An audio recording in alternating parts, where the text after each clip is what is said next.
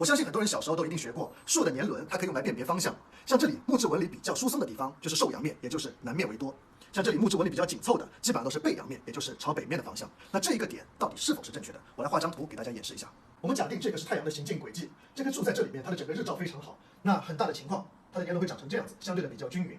但是如果在这里它有一棵树，这里又有一棵树，这里还有一棵树，甚至在这里都有一棵树，那也就代表着说它的受阳面积仅仅只有这么一点点，它的年轮最终会长成这样子。